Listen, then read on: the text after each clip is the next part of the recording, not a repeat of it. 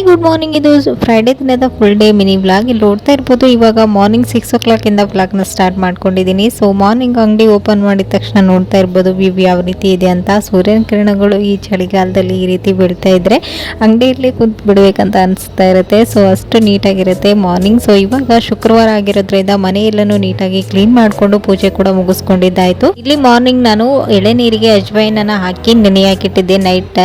ಇವಾಗ ಅದನ್ನೇ ಸೋದಿಸ್ಕೊಂಡು ಇದರಲ್ಲಿ ಒಂದು ಸ್ವಲ್ಪ ನಿಂಬೆಹಣ್ಣಿನ ರಸನ ಹಾಕಿ ಕುಡಿಯೋದ್ರಿಂದ ಡೈಜೆಷನ್ ಪ್ರಾಬ್ಲಮ್ ಇರುತ್ತಲ್ವ, ಸೊ ಆಸಿಡಿಟಿ ಇರೋರು ಅಥವಾ ಜಾಸ್ತಿ ಗ್ಯಾಸ್ ಎಲ್ಲನೂ ಆಗ್ತಾ ಇರುತ್ತೆ ಅಲ್ವಾ, ಸೊ ಅಂಥವ್ರು ಈ ಒಂದು ರೆಮಿಡಿನ ಟ್ರೈ ಮಾಡ್ಬೋದು. ತುಂಬಾನೇ ಯೂಸ್ಫುಲ್ ಆಗುತ್ತೆ.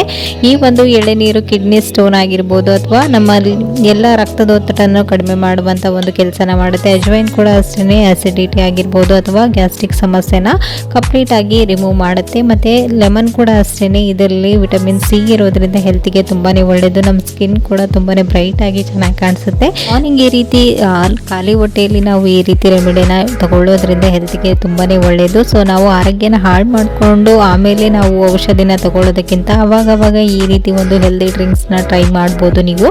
ಸೊ ಇವತ್ತಿನ ಪ್ರಜ್ವಲ್ ಲಂಚ್ ಬಾಕ್ಸ್ಗೆ ನಾನಿಲ್ಲಿ ಜಸ್ಟ್ ವೈಟ್ ರೈಸ್ ಹಾಗೇನೆ ಎಣ್ಣೆ ಬದನೆಕಾಯಿನ ಮಾಡಿದ್ದೆ. ಅವನಿಗೆ ರೊಟ್ಟಿ ಎಲ್ಲನೂ ಇಷ್ಟ ಆಗೋದಿಲ್ಲ, ಸೊ ಹಾಗಾಗಿ ರೈಸ್ ಜೊತೆಗೆ ಎಣ್ಣೆ ಬದನೆಕಾಯಿ ಪಲ್ಯನ ಹಾಕಿ ಅವನ್ನ ಸ್ಕೂಲಿಗೆ ಕಳಿಸಿದ ನಂತರ ನಾನು ಮತ್ತೆ ರೊಟ್ಟಿ ಏನಾದರೂ ಎಕ್ಸ್ಟ್ರಾ ವರ್ಕ್ ಇದ್ದರೆ ಮಾಡ್ಕೊಳ್ತೀನಿ. ಸೊ ಇದಾಗಿತ್ತು ಫ್ರೈಡೇ ದಿನದ full day mini vlog. Thank you for watching. Bye.